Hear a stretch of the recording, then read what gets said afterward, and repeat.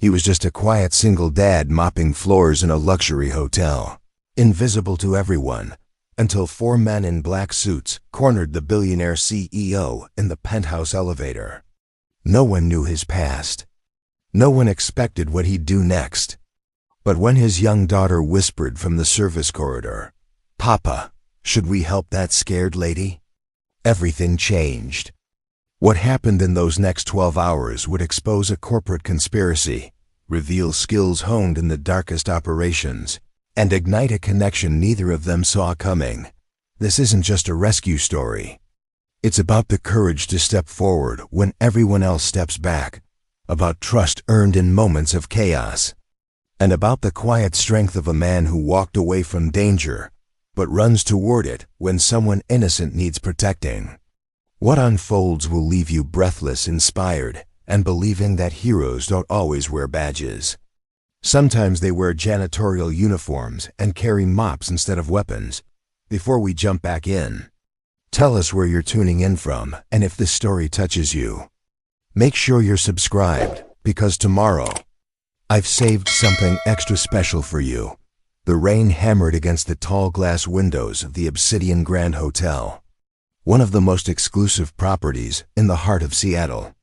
The lobby gleamed with polished marble floors, crystal chandeliers that sparkled like frozen starlight, and soft jazz music that drifted through the air like expensive perfume.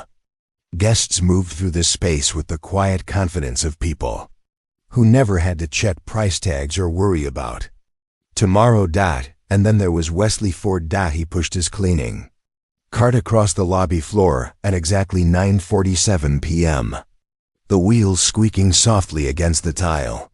His navy blue uniform was clean but worn at the elbows, his name tag slightly crooked.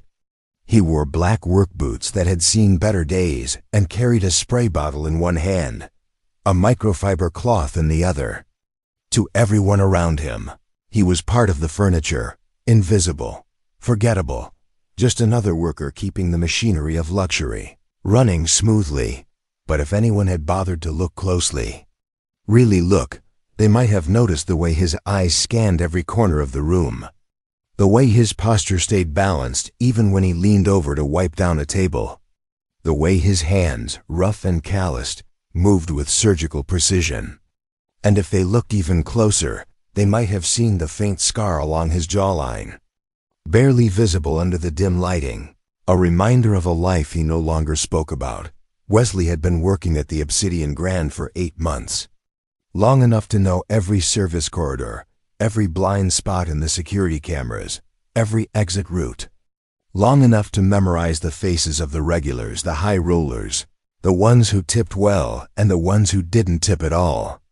But not long enough to stop feeling like he was hiding, because that's exactly what he was doing. 3 years ago, Wesley Ford had been one of the top tactical officers in the Seattle SWAT division. He'd led hostage negotiations, coordinated high-risk raids, and trained younger officers in close-quarters combat. His record had been spotless, his instincts legendary. But then came the operation that changed everything. It was supposed to be a routine warrant service.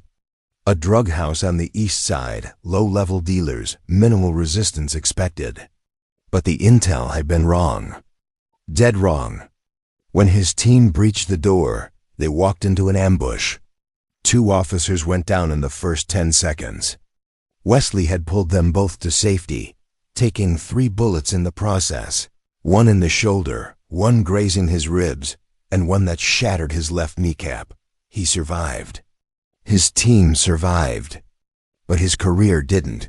The department offered him a desk job, a medal, a promotion even.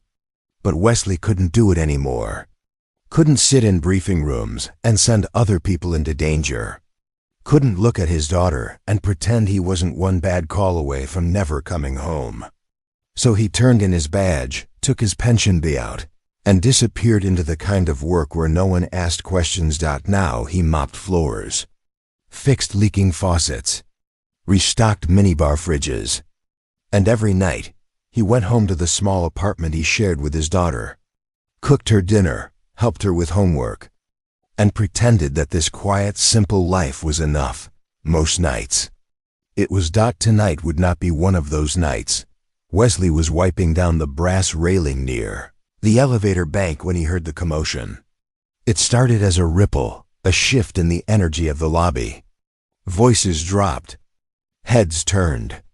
Security personnel straightened their posture and adjusted their earpieces. Then she walked in. Finelle Crestwind. Wesley recognized her immediately. Everyone did. At 39 years old, Finelle was the founder and CEO of Helix Dynamics, a tech empire valued at over $18 billion. Her company specialized in quantum encryption and cybersecurity solutions used by governments, banks, and Fortune 500 companies worldwide. She'd been featured on the cover of Time magazine twice, interviewed by 60 Minutes, and named one of the most influential women in technology 3 years running. She wore a charcoal wool coat over a tailored black dress, her dark hair pulled back into a sleek bun. Her heels clicked sharply against the marble as she moved toward the private elevator reserved for penthouse guests. 2 security guards flanked her, both in dark suits, both scanning the crowd with practiced vigilance. But something was off. Wesley's instincts kicked in before his brain could catch up. He'd spent too many years reading body language, analyzing threats, watching for the things that didn't belong. And right now, there were 4 men in the lobby who didn't belong. They weren't dressed like tourists. They weren't dressed like business travelers. They wore black tactical jackets, dark jeans, and boots with reinforced toes. Their hands stayed close to their waistbands. Their eyes tracked Finelle's every movement, and they were positioning themselves. One near the front entrance, one by the concierge desk, one lingering near the elevator bank, and one, the tallest of the group, standing just outside the restroom corridor with a clear line of sight to the penthouse elevator. Wesley's pulse quickened. His grip tightened on the spray bottle. Every instinct he'd buried for 3 years suddenly roared back to life. He glanced toward the security desk. The hotel guards were busy checking in a large group of conference attendees. They hadn't noticed. Finelle's personal security were focused on her immediate perimeter. They hadn't noticed either, but Wesley had. He set down his cleaning supplies and moved toward the service corridor, walking quickly but not running. He pushed through the unmarked door and stepped into the narrow hallway that ran parallel to the main lobby. His daughter was there, sitting on an overturned plastic crate, coloring in a notebook. Ava Ford was 9 years old, with her father's sharp eyes and her late mother's dark curls. She looked up and grinned. "Papa, I drew you a superhero cape, see? It's got lightning bolts." Wesley knelt beside her, his voice calm but firm. "That's beautiful, sweetheart. But I need you to do something for me right now." Her smile faded. She knew that tone. "What's wrong?" "Nothing's wrong," he lied gently. "But I need you to go into the storage room and stay there until I come get you. Can you do that?" Ava's eyes searched his face. Then she nodded slowly. "Like the drill we practiced?" "Exactly like the drill." She stood, clutching her notebook to her chest. But before she turned away, she looked back at him. "Papa, is someone in trouble?" Wesley hesitated. Then he said quietly, "Maybe, but I'm going to make sure they're okay." Ava bit her lip. Then she whispered, "Should we help that scared lady?" Wesley blinked. "What lady?" "The one in the fancy coat." She looked scared, even though she was smiling. Out of the mouths of the young. Wesley's chest tightened.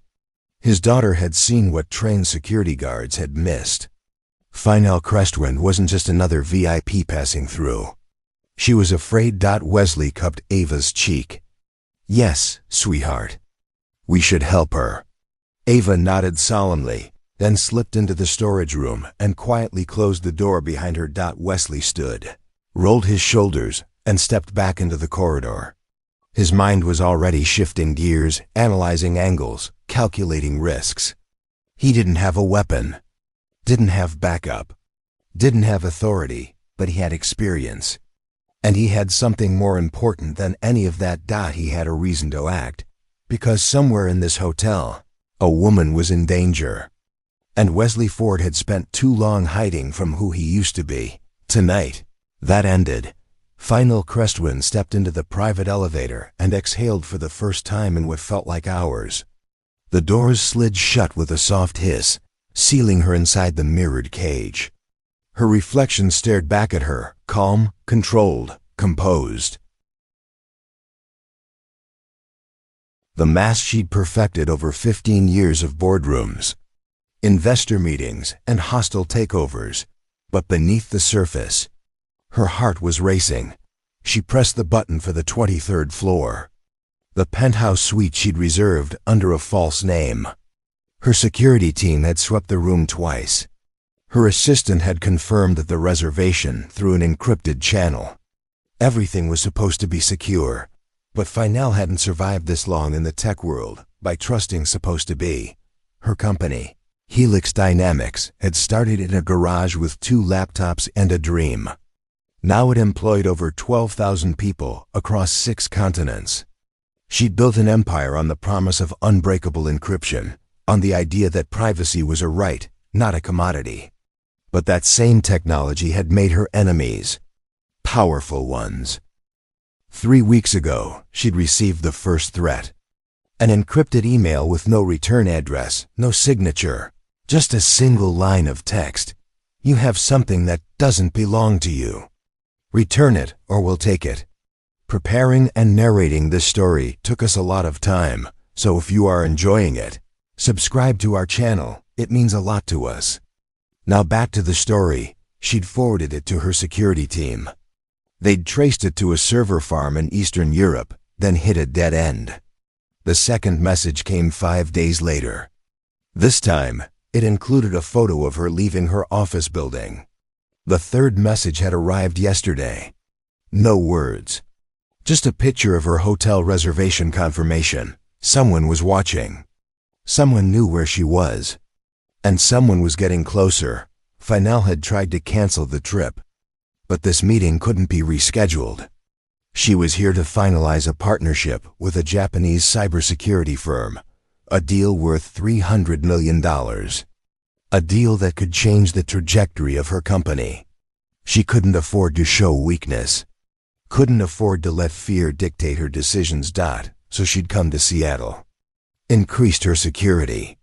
Taken every precaution. And still, she felt the weight of invisible eyes on her. The elevator climbed smoothly, the numbers ticking upward on the display. Finel closed her eyes and tried to steady her breathing. She thought about the empire she'd built, the employees who depended on her, the technology that protected millions of people around the world. She thought about her younger sister, Grace, who died 2 years ago from complications during surgery. Grace had been her anchor, her best friend, the only person who'd ever truly understood her. Since her death, Finel had thrown herself into work, into growth, into building something that would outlast her. But tonight, for the first time in years, she felt small, vulnerable, alone. The elevator jolted. Finel's eyes snapped open. The lights flickered once, twice, then steadied. The numbers on the display froze at the 18th floor. Her pulse spiked. Hello? She called out, her voice sharper than she intended. Is anyone there? Silence. She reached for the emergency call button, but before her finger touched it, the elevator speaker crackled to life.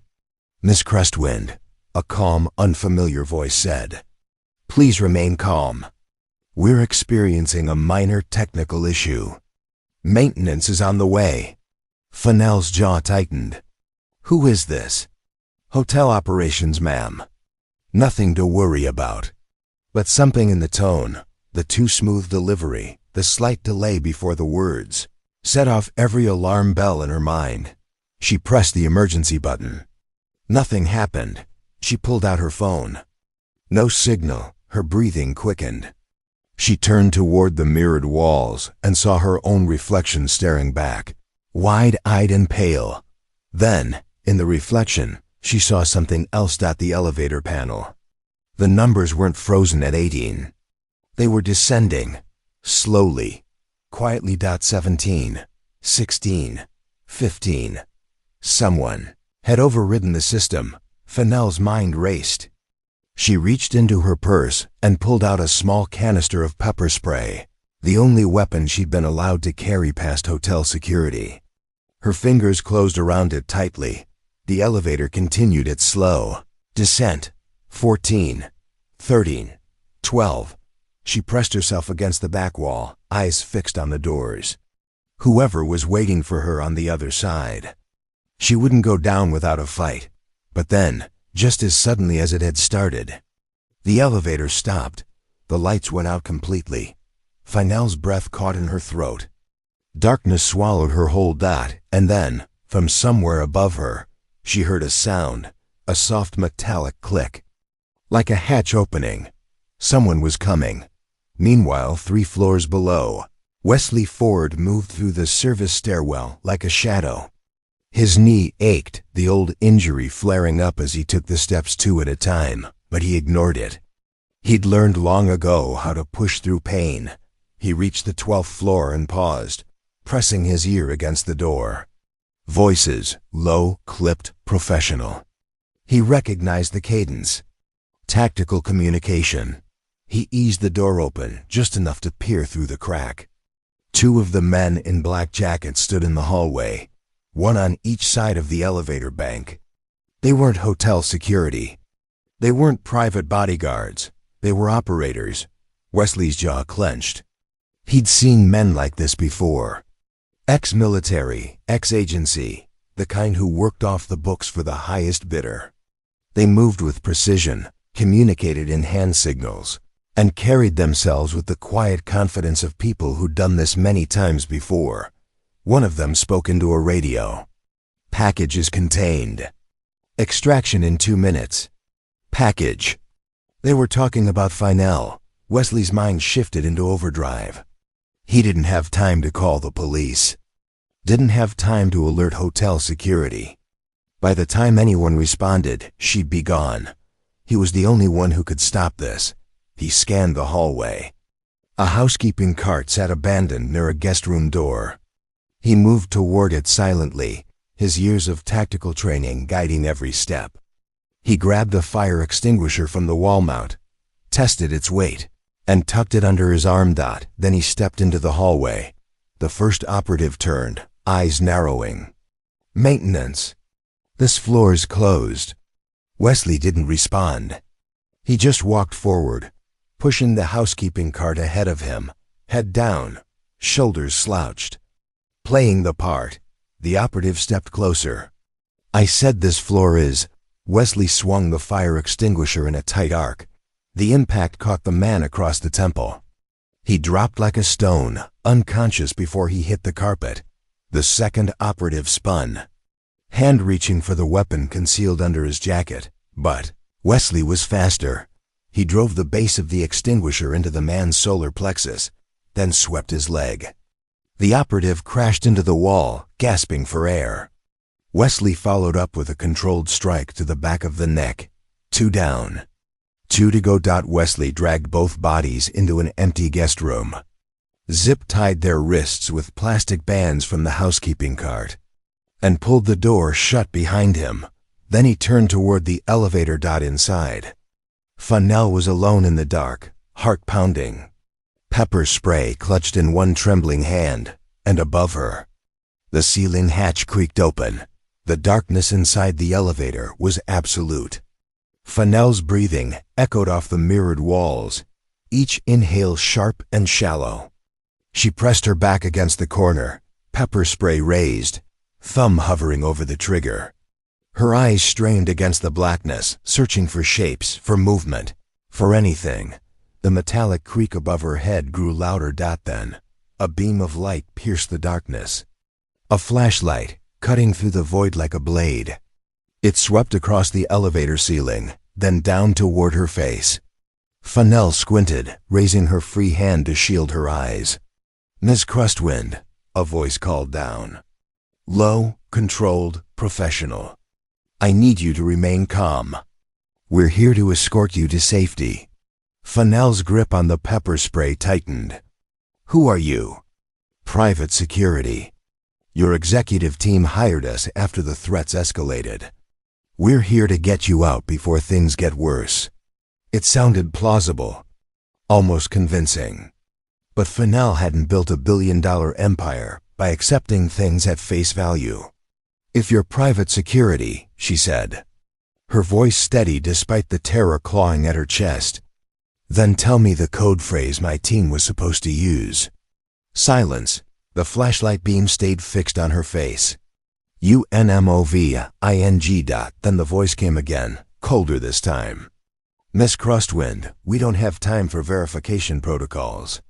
There's a credible threat in this building. We need to move, now.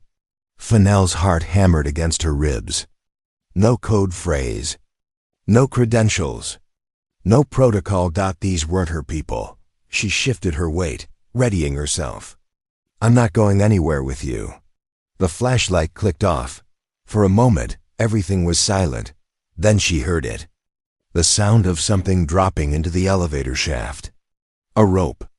Heavy, industrial grade. Someone was coming down. Fennell's mind raced. The elevator doors were jammed. The emergency call button was disabled. Her phone had no signal.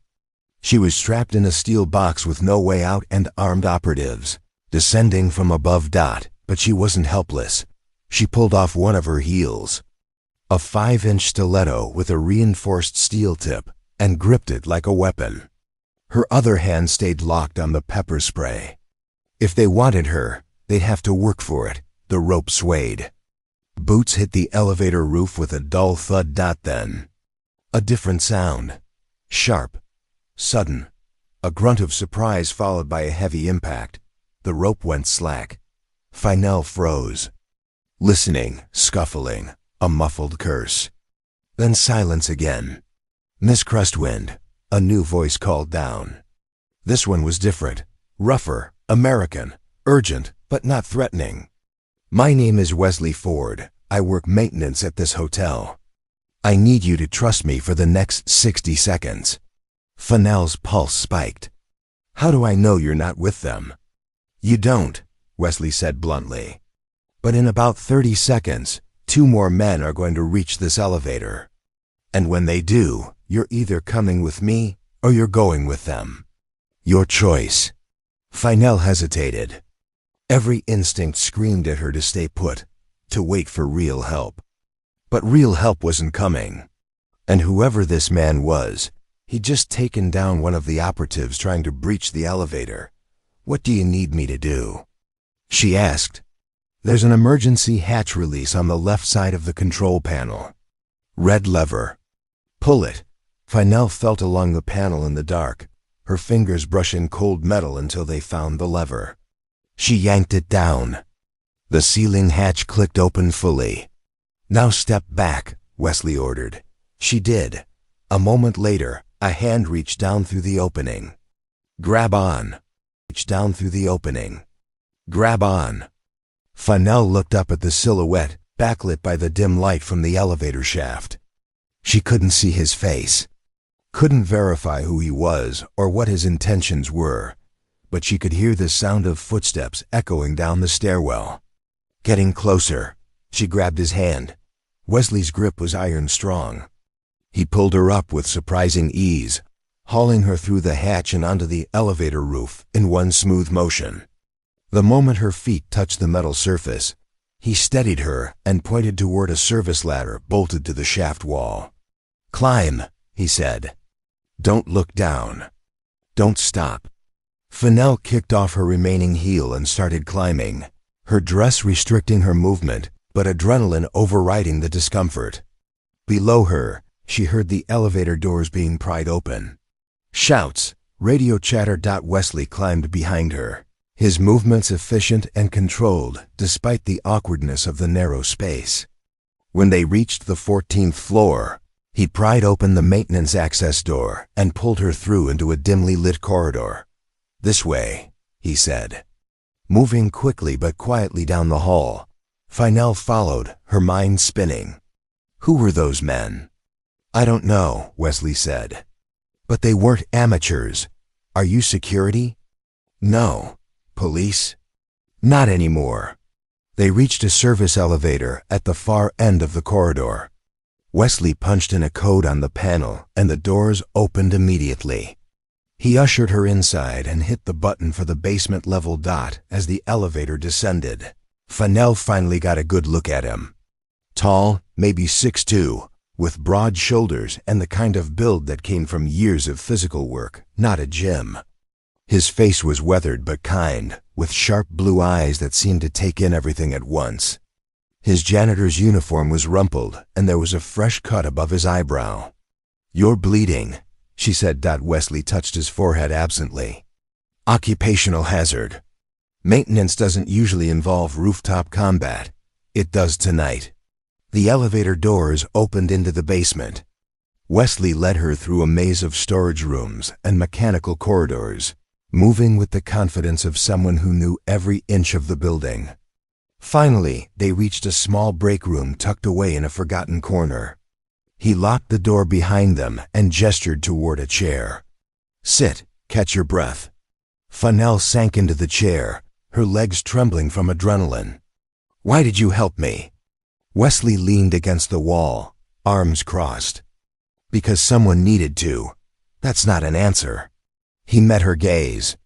"My daughter saw you in the lobby. She said you looked scared. She asked if we should help." Fennell blinked. "Your daughter?" "She's 9. She's safe. But she was right. You were scared. And those men weren't here to protect you." Fennell's throat tightened. A 9-year-old had seen what trained security guards had missed. "What's your daughter's name?" "Ava. Where is she now?" "Storage room on the lobby level. Locked door. She knows the drill." Fennell frowned. "The drill?" Wesley's expression darkened. "I used to be SWAT, before I wasn't." Understanding dawned in her eyes. "You taught her what to do in an emergency. I taught her how to stay safe when the world stops making sense." Before Fennell could respond, the sound of footsteps echoed in the corridor outside. Heavy, purposeful, multiple sets. Wesley straightened, his entire demeanor shifting. "They're sweeping the building." "How do you know?" "Because that's what I do." He moved to the door and pressed his ear against it, listening. The footsteps grew closer, then paused. A radio crackled. "Basement level clear." Moving to sub-level 2. The footsteps receded. Wesley turned back to Fennell. "We need to get you out of this hotel. But first, I need to know what they want from you." Fennell hesitated. Trust didn't come easy to her. But this man had just saved her life without asking for anything in return. "3 weeks ago," she began quietly, "I received encrypted files. Leaked documents from a black-budget defense contractor. Evidence of illegal surveillance programs, backdoor access to encrypted communications, crimes against privacy on a global scale." Wesley's eyes narrowed. "And you have these files?" "Not with me. But I have the decryption key. It's biometrically linked to me. Without it, the files are useless. So they need you alive. For now." Wesley processed this. "Who sent you the files?" "I don't know. The sender was anonymous. But whoever it was, they trusted me to do the right thing." "And what's the right thing?" Fennell met his gaze. "Expose the truth. No matter the cost." Wesley nodded slowly. "Then we'd better make sure you survive long enough to do it." The break room felt smaller with every passing second. Fennell sat on the edge of the worn couch, her hands clasped tightly in her lap. Wesley stood by the door, his posture relaxed but his eyes alert, tracking every sound from the corridor outside. The fluorescent light overhead flickered intermittently, casting shifting shadows across the cinder block walls. A coffee maker burbled in the corner, half full and long forgotten. The air smelled like stale grounds and industrial cleaner. Fennell broke the silence. "You said you used to be SWAT. Wesley nodded but didn't elaborate. What happened? He glanced at her, weighing whether to answer. Finally he said, "Bad intel. Good people got hurt. I left before I could make it worse." That doesn't sound like the whole story. It's the only part that matters. Feinel studied him. She'd spent her entire career reading people, identifying the ones who lied smoothly and the ones who hid the truth behind carefully chosen words. Wesley was the latter. Whatever had happened, it still haunted him. Why become a janitor? She asked. Because no one looks at janitors. No one asks questions. I could keep my head down, raise my daughter, and stay out of trouble. Until tonight. Wesley's jaw tightened. Until tonight. Feinel leaned back, her mind racing through the implications. Those men upstairs, they weren't hired by some random criminal organization. They moved like professionals. Military-grade training. Coordinated communication. Access to building security systems. I know. Which means someone with serious resources wants those files. And they're willing to kill for them. Wesley pushed off the wall and crossed to the small window set high in the corner. He peered through the reinforced glass into the loading dock area beyond. Empty. For now. We need to get you somewhere secure, he said. Somewhere off the grid. Do you have anyone you trust? Anyone who can help? Feinel hesitated. My head of security. But his phone was disconnected 2 hours ago. Either he's compromised, or he's already dead. Wesley turned back to her. What about law enforcement? I reported the threats to the FBI 3 days ago. They assigned an agent to my case. I haven't heard from him since, so we're on our own. Looks that way. Wesley ran a hand through his hair, thinking. He'd been in situations like this before. High stakes, no backup, lives on the line. But back then, he'd had a team, resources, authority. Now he had nothing but instinct and a decade-old skill set he'd tried to bury. There's a service tunnel that runs under the hotel, he said. It connects to the municipal maintenance system. If we can reach it, we can move through the underground network and surface 6 blocks away. And your daughter? Wesley's expression softened. I get her first. Then we move. Feinel stood. Then let's go. They moved through the basement corridors in silence, Wesley leading the way with the practiced efficiency of someone who'd memorized every inch of the building's layout. Feinel followed close behind, her bare feet silent on the concrete floor. They reached a narrow stairwell that led back up to the ground level. Wesley paused at the bottom, listening. Footsteps above. 2 sets. Moving away. He motioned for Feinel to wait, then climbed the stairs alone. At the top, he eased the door open a crack and peered through. The corridor was empty, but he could hear voices echoing from somewhere nearby. He returned to Feinel and whispered, We move fast. Stay close. If something goes wrong, don't stop. Just run. She nodded. They ascended the stairs together. Wesley led her through a maze of service hallways, ducking into alcoves whenever they heard approaching footsteps, freezing in shadowed corners when voices drew too close. It was a delicate dance, one wrong move away from disaster. Finally, they reached the storage room where Ava was waiting. Wesley knocked softly, 3 quick taps followed by 2 slow ones. A code. The door unlocked from the inside. Ava stood there, clutching her coloring notebook to her chest. Her eyes were wide but dry. She wasn't crying. Wesley had taught her not to panic, even when everything else did. Papa, she breathed, relief flooding her face. Wesley knelt and pulled her into a tight embrace. You did perfect, sweetheart. I'm so proud of you. Ava looked past him at Feinel, who stood in the doorway, disheveled and barefoot but trying to smile. Is that the scared lady? Ava asked. Feinel stepped forward and crouched down to Ava's level. My name is Feinel. And yes, I was scared. But your papa helped me. You were very brave to tell him.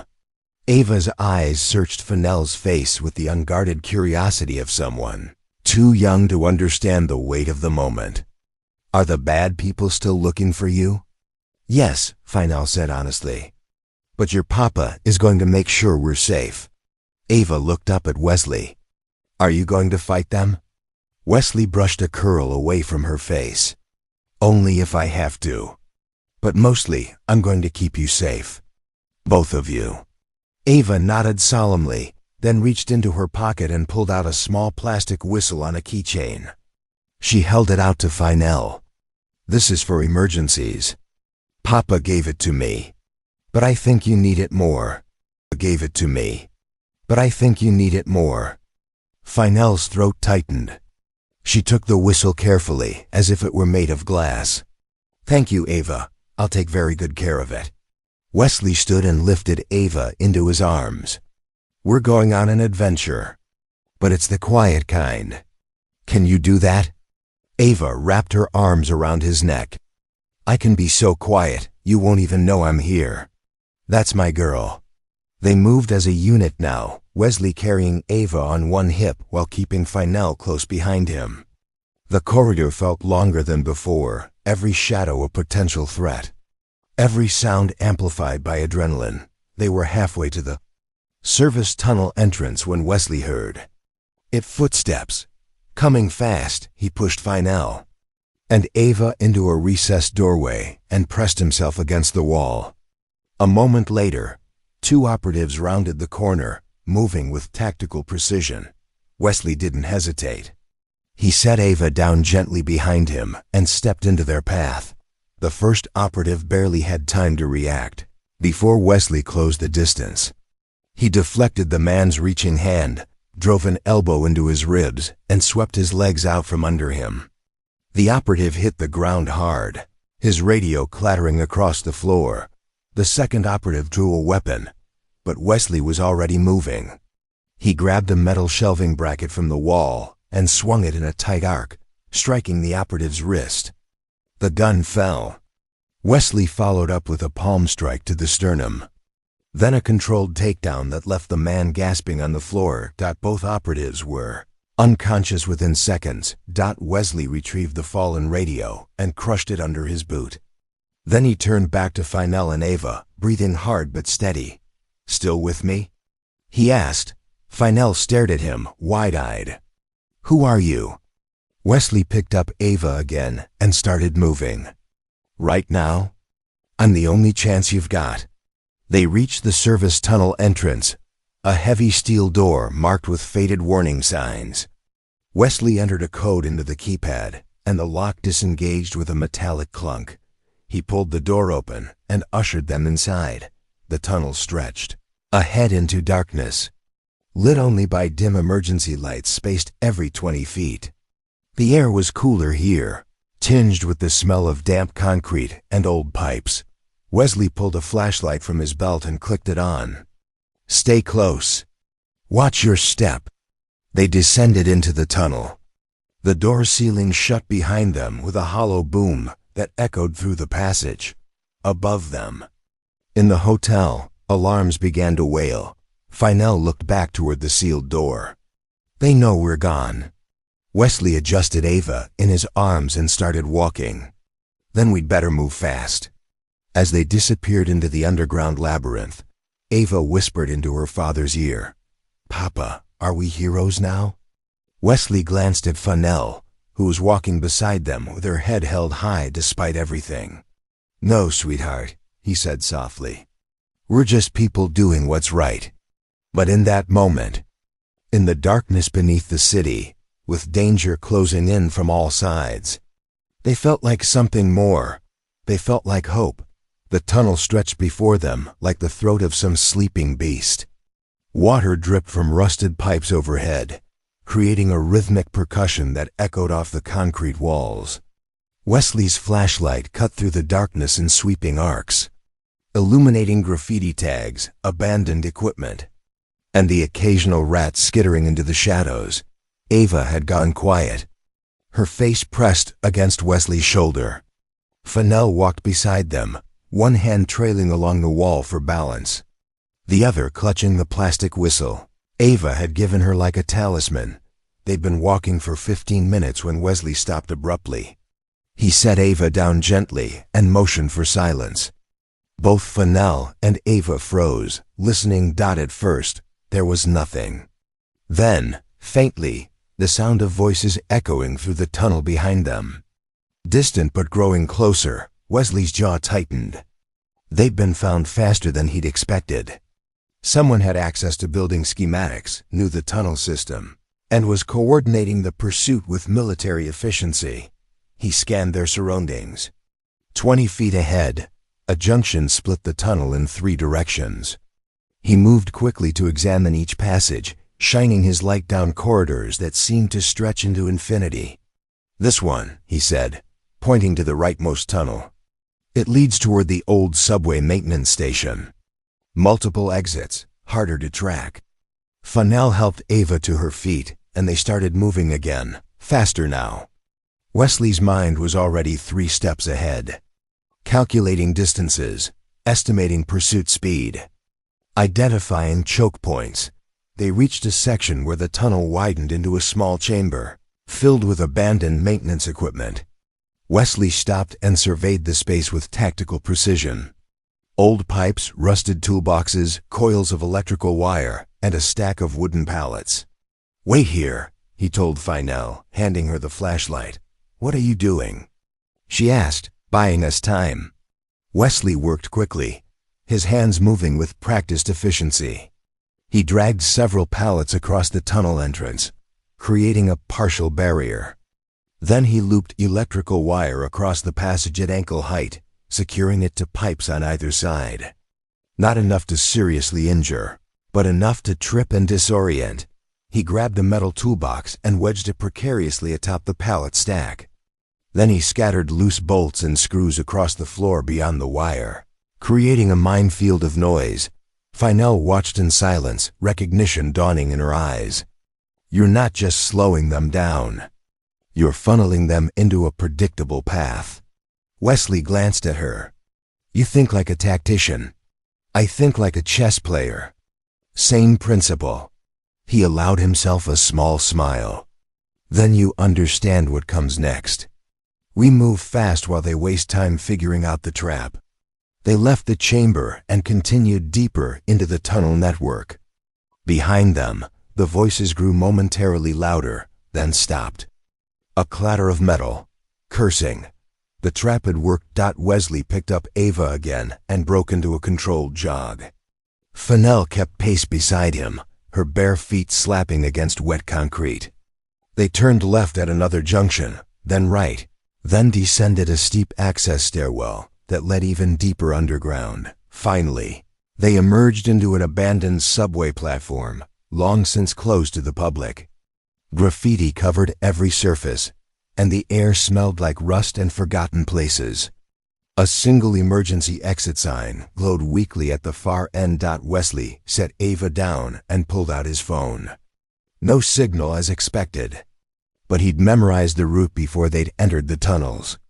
3 more turns, 1 maintenance ladder, and they'd surface 6 blocks from the hotel in the basement of a parking structure. 5 more minutes, he said. Then we're clear. Fennell leaned against a support column, catching her breath. "Those men, they're not going to stop, I know. So what happens when we reach the surface? Where do we go?" Wesley met her gaze. "That depends on what you're willing to do with those files." Fennell straightened. "I'm going to release them. Every document, every piece of evidence. The world needs to know. That'll make you a target for the rest of your life. I'm already a target. At least this way, it'll mean something." Wesley nodded slowly. He recognized that look in her eyes. The same one he'd seen in the mirror years ago, before everything fell apart.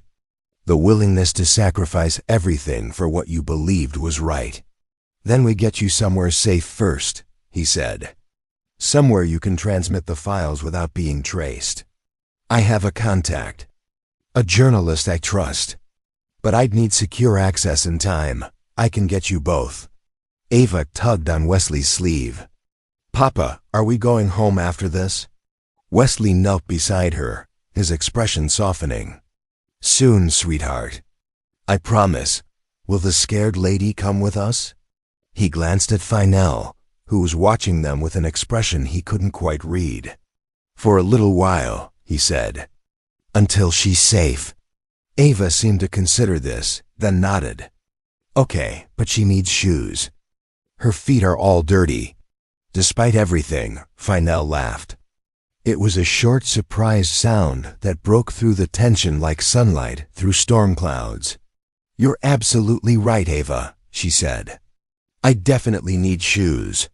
They moved toward the emergency exit, Wesley in front, Finel and Ava close behind.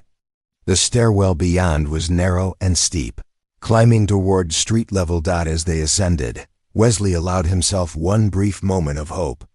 They'd evaded immediate capture, outsmarted a professional pursuit team, and bought themselves time. Against all odds, they were still alive, but he knew this was far from over. Whoever wanted those files had resources, patience, and no regard for collateral damage. The real fight was just beginning. And this time, Wesley Ford wasn't walking away. The parking structure basement was dark, cold, and mercifully empty. Wesley pushed open the emergency exit door and checked both directions before ushering Finel and Ava through. The door closed behind them with a hollow clang that echoed through the concrete cavern. Rows of cars sat in silent formation under flickering fluorescent lights. The smell of motor oil and exhaust hung in the stale air. Wesley moved quickly toward a service alcove near the elevator bank and pulled out his phone. Still no signal. They were too far underground. "We need to get to street level," he said. "But not through the main entrance." Finel nodded, scanning the space. "There'll be cameras. If they have access to city surveillance systems, they'll spot us the moment we emerge. Then we don't emerge where they expect.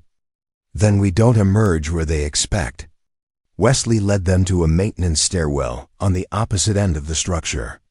The door was marked "Authorized Personnel Only," but the lock was old and simple. He produced a small multi-tool from his pocket and had it open in seconds. They climbed 3 flights of stairs, emerging into the back alley of a commercial building. The rain had stopped, but the streets were slick and reflective under the glow of neon signs and streetlights. The city hummed with late-night energy, oblivious to the life and death drama unfolding in its shadows. Wesley scanned the alley. "There's a 24-hour diner 2 blocks east. Public, well-lit, security cameras. They won't make a move in front of witnesses." "And then what?" Finel asked. "Then we figure out our next move." They walked quickly but not frantically, blending into the handful of pedestrians still out at this hour. Ava held Wesley's hand tightly, her eyes wide as she took in the unfamiliar surroundings. Finel stayed close, acutely aware of every car that passed, every person they encountered. The diner appeared ahead, its windows glowing warm and yellow against the darkness. A neon sign buzzed and flickered. "Millie's Place, open 24 hours. Inside, the diner was almost empty. A tired waitress refilled coffee at the counter. An older man sat in a corner booth reading a newspaper. The smell of coffee and bacon grease filled the air. They took a booth in the back, away from the windows but with a clear view of the entrance. Wesley ordered coffee and hot chocolate, plus a plate of toast for Ava. When the waitress left, Finel finally allowed herself to collapse against the vinyl cushion. "I can't believe we made it," she breathed. "We made it this far," Wesley corrected. "We're not safe yet." Finel studied him across the table.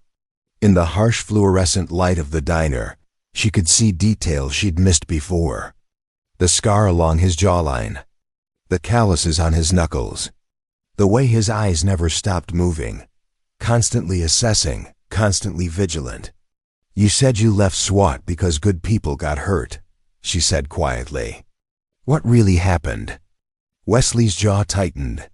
He glanced at Ava, who was coloring on the back of a paper menu with a crayon the waitress had provided. "We got bad intelligence," he said finally. "Went into a situation blind. 2 of my team members were shot. I pulled them out, but I took 3 bullets doing it. One shattered my knee. That's not why you left." He met her gaze. "No, I left because the intelligence wasn't just bad. It was deliberately falsified. Someone in the chain of command fed us bad information to cover up their own operation. When I tried to report it, I was told to let it go. For the good of the department, they said. For the bigger picture. But you couldn't. I filed formal complaints. Contacted internal affairs. Pushed back against people who had a lot more power than I did." He paused. "They didn't fire me. They just made it clear that my career was over. Every assignment became a punishment. Every recommendation got ignored. So I took my pension buyout and left before I became the kind of person who stops caring." Fennell absorbed this. "You gave up everything because you refused to look the other way." "I gave up a job," Wesley said. "What I kept was more important. Your integrity. My daughter." He looked at Ava, who was humming softly as she colored. She'd already lost her mother. I couldn't let her lose her father too, even if he was still breathing. The waitress returned with their order. They ate in silence for a few minutes, the simple act of consuming food bringing a measure of normalcy to the surreal situation. Finally, Fennell spoke. "The files I have, they're not just about surveillance programs. They document a network of private contractors, former intelligence officers, corporate executives working together to manipulate markets, elections, and public policy. Everything from insider trading to blackmail to outright assassination." Wesley set down his coffee cup. "How did you get them?" "Someone sent them to me anonymously. I think it was someone on the inside who couldn't live with what they were doing anymore. Like you couldn't." She nodded. "I've spent 3 weeks trying to verify the information, cross-referencing with public records, confirming identities. It's all real, Wesley. Every document, every transaction, every name. And if I release it, hundreds of powerful people go to prison. And you become the most wanted person in the world. Yes." Wesley leaned back, processing. "Why you? Why did this person send the files to you specifically?" Fennell hesitated. "Because 5 years ago, I testified before Congress about privacy rights and encryption. I became the public face of digital security reform. Whoever sent these files knew I had the platform, the resources, and the courage to do something about it. Or they thought you did." She met his eyes. "I do." Wesley saw it then, the same fire that had driven him to stand up when it would have been easier to stay quiet. The same stubborn refusal to compromise when everything was on the line. "Then we make sure you survive long enough to light that fire," he said. Ava looked up from her coloring. "Papa, can Miss Fennell stay with us? She doesn't have anywhere to go." Wesley and Fennell exchanged glances. The question was innocent, childlike in its simplicity. But it cut to the heart of something neither of them had acknowledged yet. They were in this together now. Not by choice, but by circumstance and shared conviction.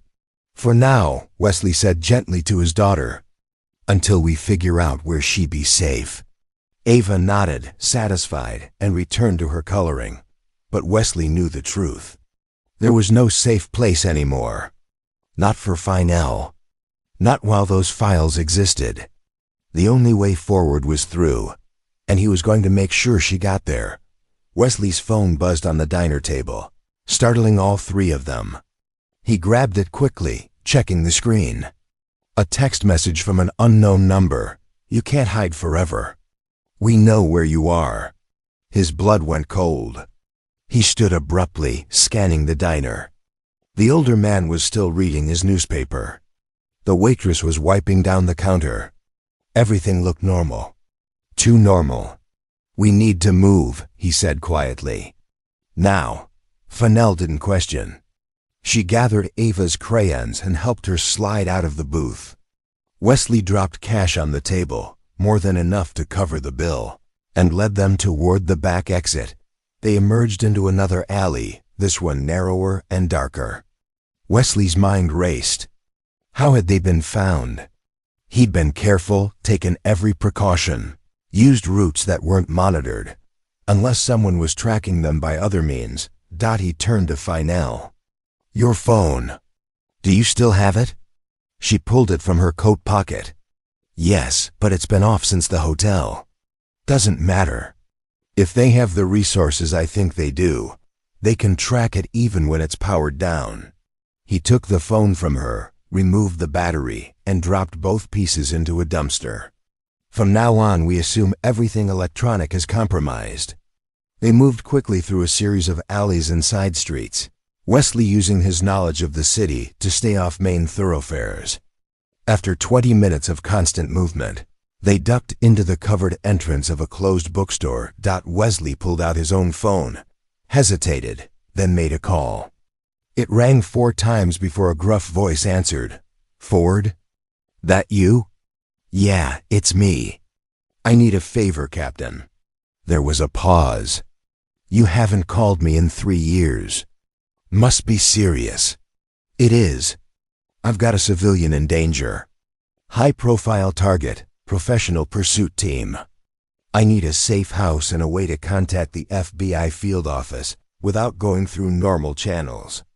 Another pause, longer this time. "What kind of trouble are you in, Wesley?" "The kind where doing the right thing makes you a target. Can you help or not?" "Where are you?" Wesley gave their approximate location, careful not to be too specific. "All right," Captain Morrison said. "There's an old precinct station on Ashford Street. Been closed for 2 years, but the building's still secure. I'll meet you there in 30 minutes with what you need." "Thank you, Captain. Wesley? Be careful. If this is as big as you're making it sound, you're playing in a different league now." "I know." He ended the call and turned to Finelle. "We've got a safe house." 30 minutes. They started moving again, but something gnawed at Wesley's mind. The timing of that text message. The speed with which they'd been located. It was too precise, too fast. They were halfway to the old precinct when Wesley's instincts screamed at him to stop. He pulled Finelle and Ava into the shadowed doorway of an abandoned storefront. "What's wrong?" Finelle asked. "I don't know. Something feels off." He peered around the corner toward Ashford Street. The old precinct building was visible 2 blocks ahead, dark and silent. No lights, no movement. Then he saw it. A black SUV parked across the street, engine running, windows tinted. Too clean. Too new. Out of place in this forgotten neighborhood. Wesley's stomach dropped. "It's a trap." "What do you mean?" "The safe house. They knew I'd reach out to someone I trusted. They've been listening." Finelle's face went pale. "Your former captain?" "No, my phone." Wesley pulled out his cell and stared at it. They must have compromised it at the hotel. Every call, every text, they've been tracking everything. He dropped the phone and crushed it under his boot. But the damage was done. "So what now?" Finelle asked, her voice tight with controlled fear. Wesley's mind raced through options, each one narrowing the possibilities. No phones, no contacts. No backup. They were completely isolated. "We disappear," he said. "Completely off-grid. No technology, no predictable moves, nothing they can track or anticipate. For how long? And track or anticipate. For how long? Until we can get you to your journalist contact and transmit those files. Once they're public, you're no longer a target. You become a witness." Finelle nodded, understanding the logic. "My contact is in Portland, 3 hours north." "Then that's where we go." Ava tugged on Wesley's jacket. "Papa, I'm tired." He knelt beside her, his heart breaking at the exhaustion in her young eyes. She'd been so brave, so strong, but she was still just a little one caught in an adult nightmare. "I know, sweetheart. Just a little longer, okay? Then we'll find somewhere safe where you can sleep." She nodded, trusting him completely. They moved away from the old precinct, melting back into the maze of streets and alleys. Behind them, Wesley saw figures emerging. From the black SUV, tactical gear visible even at this distance. But they were too late. Wesley Ford had spent years learning how to disappear. And tonight, he was putting every lesson to use. As they vanished into the darkness, Fennell whispered, "Thank you for not giving up on me." Wesley glanced at her. This woman who'd built an empire, who carried secrets that could topple governments, who'd somehow become his responsibility in the span of a few hours. "We don't give up on people who are trying to do the right thing," he said simply. And in that moment, something shifted between them. Not romance, not yet, but recognition. Two people who'd sacrificed everything for their principles, now bound together by circumstance and shared conviction. They had a long night ahead. But for the first time since this began, Wesley felt like they might actually survive it. The freight train yard stretched out before them like a skeletal maze, all rusted metal and forgotten machinery. Wesley led. Fennell and Ava through gaps in the chain-link fence, moving with the confidence of someone who'd scouted locations like this before. "Freight trains run north every 3 hours," he explained quietly. "Next one leaves in 40 minutes. We hop a car heading to Portland, stay out of sight, and we're there by dawn." Fennell looked uncertain. "Is that safe?" "Safer than staying here." They found shelter in an abandoned maintenance shed, the door hanging loose on its hinges. Inside, Wesley cleared a space and laid out his jacket for Ava to sit on. The little one curled up immediately, exhaustion finally overtaking her. "She's been so brave," Fennell said softly, watching Ava's eyes drift closed.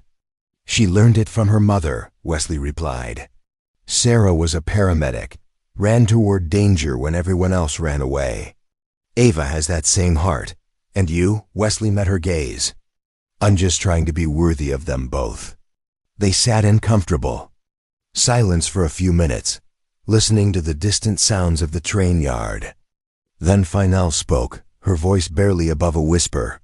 "When this is over, when those files are public and I'm no longer running, what happens to you? To Ava?" Wesley considered the question. "We go back to our life.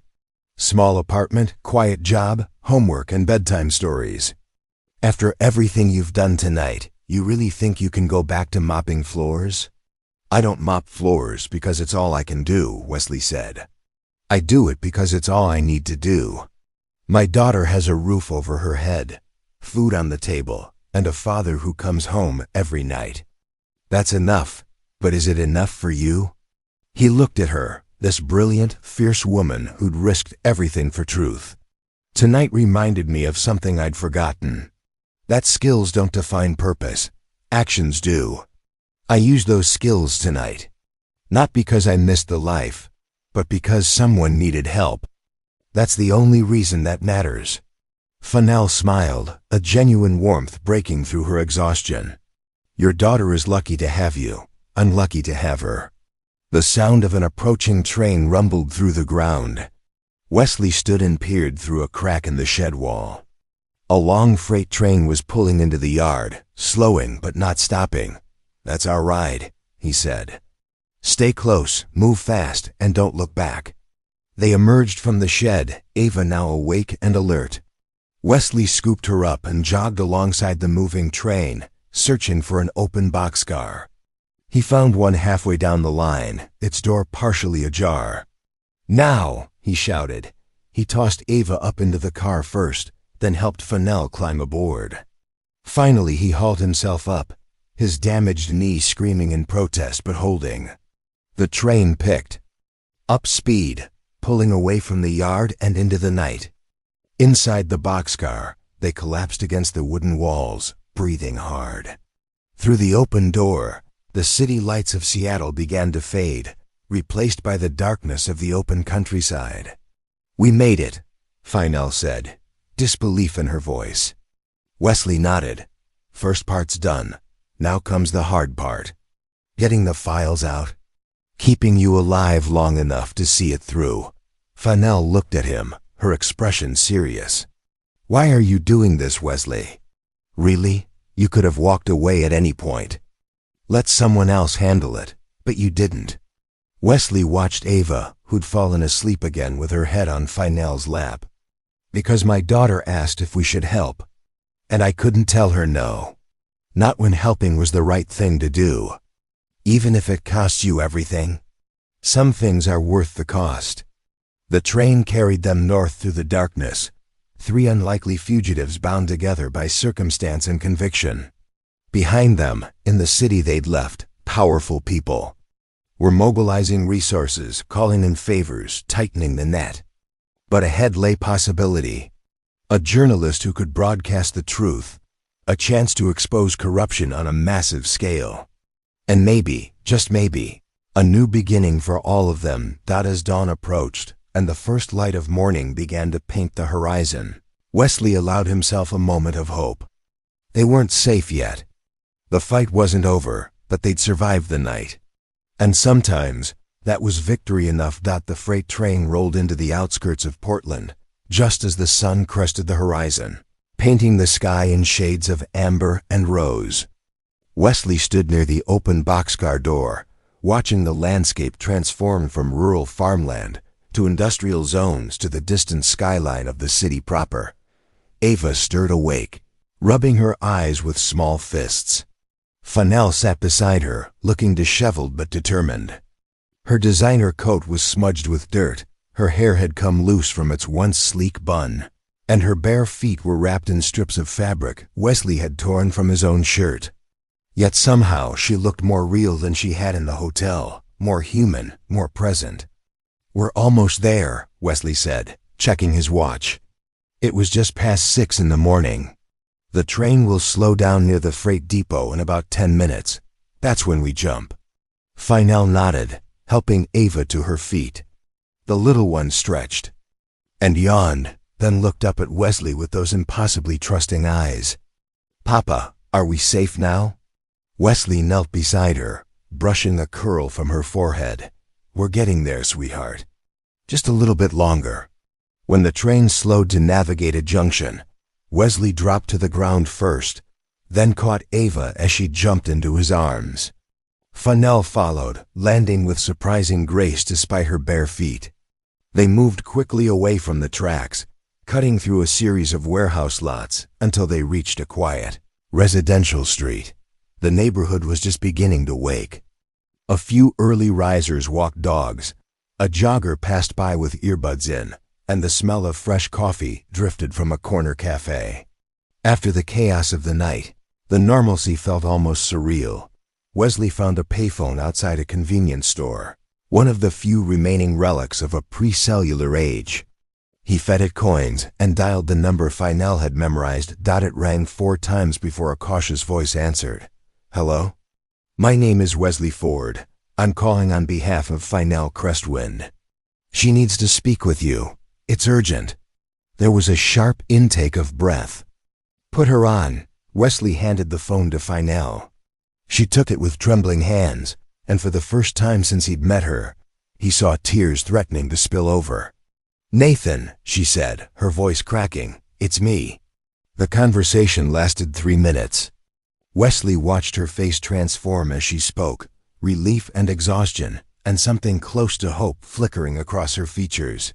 When she hung up, she turned to Wesley with tears streaming down her cheeks. He's sending a car. 20 minutes. He has a secure location where I can upload the files. Wesley nodded. Then we wait.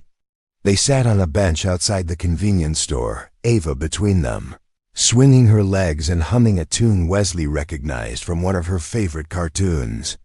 For a few precious minutes, they simply existed in the morning light, 3 people who'd survived something terrible together. Fennell broke the silence. I don't know how to thank you. Wesley shook his head. You don't need to. Yes, I do. She turned to face him fully. You risked your life, your daughter's safety. Everything you've built for yourself. For a stranger. That's not something I can just walk away from without acknowledging. You're not a stranger anymore, Wesley said quietly. Not after last night. Fennell smiled through her tears. No, I suppose I'm not. Ava looked up at Fennell. Are you still scared? Fennell considered the question with the seriousness it deserved. A little. But not as much as I was. Your papa helped me remember something important. What's that? That being brave doesn't mean not being afraid. It means doing what's right, even when you are afraid. Ava nodded wisely. Papa says that too. He says courage is just scared people who keep moving forward. Wesley felt his throat tighten. He'd said those exact words to her after Sarah's funeral, when Ava had been afraid to leave the house, afraid that if she went outside something else terrible would happen. Fennell reached over and took Wesley's hand. The gesture was simple, natural, not romantic but deeply intimate. A connection forged in crisis, but built on something more substantial than adrenaline. What will you do? She asked. After this is over? Wesley looked down at their joined hands. I'll take Ava home. Make her pancakes. Help her catch up on the schoolwork she missed. Go back to work and pretend none of this happened. Can you really do that? Pretend? He met her eyes. I don't know. Last night, I remembered what it feels like to use these skills for something that matters. Not for orders or politics or bureaucracy, but for a person who needed help. That's different. You saved my life, Wesley. Multiple times. That's more than different. That's extraordinary. Anyone would have done the same. No, Fennell said firmly. They wouldn't have. Most people would have looked the other way. Told themselves it wasn't their problem. But you didn't. You ran toward danger when you could have walked away. That makes you remarkable. Wesley didn't know what to say to that. He'd spent 3 years trying to convince himself that leaving SWAT had been a failure, that walking away made him weak. But sitting here in the morning light, holding the hand of a woman he'd helped save, watching his daughter hum contentedly, he felt something shift inside his chest. Maybe leaving hadn't been failure. Maybe it had been preparation for this moment, for the chance to help someone without the weight of a broken system on his shoulders. A black sedan pulled up to the curb. The driver's window rolled down, revealing a man in his 50s with salt and pepper hair and intelligent eyes behind wire-rimmed glasses. Fennell? He called out. She stood, pulling Wesley to his feet. That's Nathan. My journalist contact. Wesley picked up Ava and walked with Fennell to the car. Nathan got out and embraced Fennell tightly, then turned to Wesley with an extended hand. Thank you, Nathan said simply. For keeping her safe. Wesley shook his hand. Just doing what needed to be done. Nathan opened the back door. We should go. I have a secure facility about 30 minutes from here. Fennell, you'll be able to upload the files and make a statement. After that, we'll coordinate with federal authorities for your protection. Fennell turned to Wesley and Ava. She knelt down in front of the little one and pulled the plastic whistle from her pocket. I believe this belongs to you. Ava shook her head. You keep it. For emergencies. Fennell's eyes filled with fresh tears. She hugged Ava tightly, then stood and faced Wesley. For a long moment, they simply looked at each other, an entire conversation passing between them without words. Will I see you again? She asked quietly. Wesley glanced at Ava, then back at Fennell. I think so. When the dust settles and you're safe, we'll find each other. Promise? Promise. Fennell reached up and touched his face gently, her fingers tracing the scar along his jaw. Then she leaned in and kissed his cheek, a gesture of gratitude and something deeper, something neither of them was quite ready to name. Thank you, Wesley Ford, she whispered, for reminding me that there are still good people in this world. She climbed into the sedan. Nathan got behind the wheel, and the car pulled away from the curb. Wesley and Ava stood on the sidewalk, watching until it disappeared around a corner. Ava looked up at her father. "Do you think she'll be okay?" Wesley squeezed her hand. "Yeah, sweetheart. I think she will. Do you like her?" The question caught him off guard. He looked down at his daughter's knowing eyes and realized he couldn't lie to her. "Yeah, I do." "Good," Ava said matter-of-factly. "She needs someone like you. And you need someone like her." Wesley laughed, the sound surprising even himself. "When did you get so wise?" "I've always been wise, Papa. You just don't always listen." They started walking, hand in hand, toward the bus station that would take them back to Seattle. The morning sun warmed their faces, and for the first time in years, Wesley Ford felt something he'd almost forgotten: hope for a future that wasn't just about survival, but about truly living. 3 months later, Wesley stood in the lobby of a gleaming office building in downtown Seattle, feeling distinctly out of place in his borrowed suit jacket. Ava stood beside him wearing her favorite dress, the one with the sunflowers, her hair pulled back in careful braids. "You look nervous, Papa," she observed.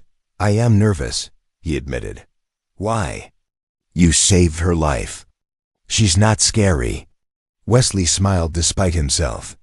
"It's not about being scary, sweetheart. It's about things being different now." The elevator doors opened, and a woman in a professional pantsuit stepped out. "Mr. Ford, Miss Crestwind is ready to see you." They rode the elevator to the 23rd floor. The doors opened onto a reception area that was all glass steel and carefully curated modern art. But what caught Wesley's attention was the wall of screens behind the reception desk, each one displaying news coverage. "Tech CEO exposes massive corruption network," read one headline. "Helix Dynamics founder testifies before Senate," declared another. "Crestwind files lead to dozens of arrests," proclaimed a third. The receptionist led them down a hallway and opened a door to a corner office. Fennell stood by the floor-to-ceiling windows, looking out over the city.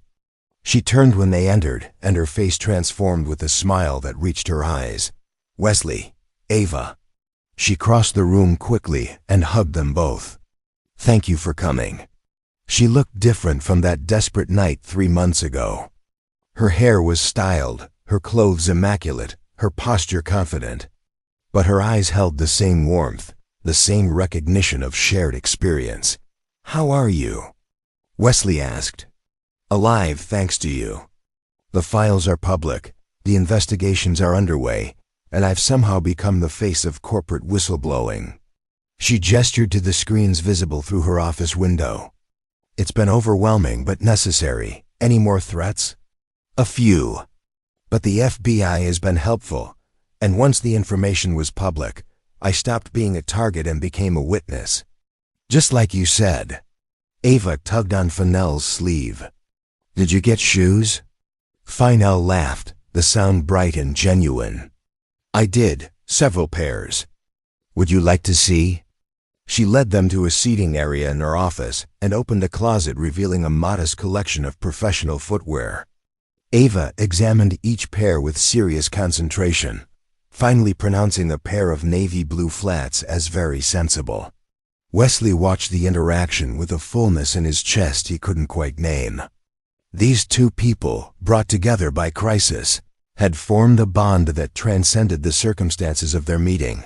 Fennell sat down across from Wesley, her expression turning serious. "I asked you here for a reason.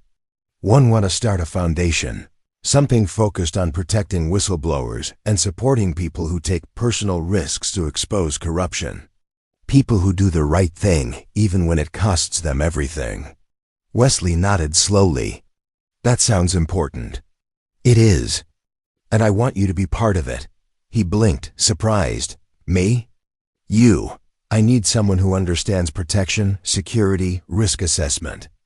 Someone who knows what it means to stand up when it's easier to look away." She leaned forward. "I'm not asking you to give up your life or your privacy. I'm asking you to consult, to help build something that matters." A few hours a week, flexible schedule, working from home when possible. And the compensation would be enough to give Ava opportunities you couldn't provide on a janitor's salary. Wesley looked at his daughter, who was now examining a globe on Fennell's desk with intense focus. I don't know if I'm qualified for something like that. You're the most qualified person I know, Fennell said firmly. You saved my life with nothing but instinct, improvisation, and an absolute refusal to give up. Those are exactly the qualities this foundation needs. I'd need to think about it. Of course. Take all the time you need. Ava spun the globe, then looked up. Papa should do it. He's really good at helping people. And you need help helping people. It makes sense. Fennell and Wesley both laughed. She makes a compelling argument, Fennell said. Wesley stood and walked to the window, looking out over the city. For 3 years, he'd hidden from his past, convinced that his skills only had value in a world he'd rejected. But maybe Ava was right. Maybe there was a way to use what he knew for something meaningful, something that didn't require compromising his principles. Can I ask you something? He said, not turning from the window. Anything. That night, when your daughter asked if we should help, you could have said no. Could have told me to stay out of it, that it wasn't our problem. Why didn't you? Fennell was quiet for a moment. Then she said, because I was raised to believe that we're responsible for each other. That having the ability to help creates an obligation to try. My sister used to say that the world doesn't change because of grand gestures. It changes because ordinary people make extraordinary choices in small moments. Wesley turned back to face her. Your sister sounds like she was a remarkable person. She was. And she would have liked you. Their eyes held, and in that moment Wesley understood something fundamental. This wasn't just about a job or a foundation. It was about building something meaningful from the wreckage of that terrible night. About transforming crisis into purpose. I'll do it, he said. But on one condition. Name it. Ava comes with me when I work. She's part of this too. Fennell smiled. I wouldn't have it any other way. I wouldn't have it any other way. Over the next hour, they discussed details, timelines, and possibilities. Ava contributed her own suggestions, including a proposal for a kids' corner where young people could learn about standing up for what's right. By the time they left, Wesley felt something he hadn't experienced in years, excitement about the future. As they rode the elevator down, Ava squeezed his hand. I'm proud of you, Papa. Wesley looked down at his daughter, this wise, brave little soul who'd somehow become his moral compass. I'm proud of you too, sweetheart. You started all this, you know, by asking if we should help. Well, Ava said thoughtfully, Mama always said that the hardest questions have the simplest answers. We should help because we can help. It's not complicated. Wesley pulled her into a hug as the elevator descended. She was right. It wasn't complicated. In a world that tried to make everything murky and unclear, some truths remained beautifully simple. Help when you can. Stand up when it matters. Choose courage over comfort. Outside, the Seattle afternoon was bright and clear. Wesley and Ava walked hand in hand toward the bus stop, but Wesley found himself looking back at the building one more time. Somewhere up there, Fennell was building something that would outlast all of them. A legacy of protection for those brave enough to speak truth to power. And somehow, impossibly, a janitor with a troubled past and a 9-year-old with a wise heart had become part of that legacy. Wesley thought about the man he'd been 3 years ago. Broken and bitter and convinced his best days were behind him. Then he thought about the man he was becoming. Someone who'd learned that redemption doesn't come from erasing the past, but from choosing differently in the present. Papa? Ava asked as they waited for the bus. Yes, sweetheart. Do you think we'll have more adventures? Wesley smiled, thinking about whistleblowers who'd need protection, corrupt systems that needed exposing, and all the small moments where ordinary people would be called to make extraordinary choices. I think, he said carefully, "that we're just getting started." The bus arrived and they climbed aboard. As it pulled away from the curb, Wesley looked out the window at the city that had almost destroyed him, but had ultimately given him a second chance. He thought about Finale and the foundation they were building together, about Ava and the lessons she was learning about courage and compassion, about the skills he'd tried to bury that had turned out to be exactly what the world needed, when used for the right reasons. And for the first time in years, Wesley Ford felt complete. Not because he'd reclaimed his old life, but because he'd built a new one. One where being a father, a protector, and a force for good weren't separate identities, but parts of a meaningful whole. The evening sun painted the Seattle skyline in shades of gold and amber as the bus carried them home. Ava leaned against Wesley's shoulder, already half asleep, a small smile on her face. "I love you, Papa," she murmured. "I love you too, sweetheart," he whispered back. "More than you'll ever know." And in that simple exchange, in the warmth of his daughter's trust and the promise of purpose renewed, Wesley found everything he'd been searching for. Not redemption from his past, but peace with his present. Not a return to who he'd been, but acceptance of who he'd become. Not an ending, but a beginning. And sometimes that was the greatest legacy of all. Up next, you've got 2 more standout stories right on your screen. If this one hit the mark, you won't want to pass these up. Just click and check them out. And don't forget to subscribe and turn on the notification bell so you don't miss any upload from us.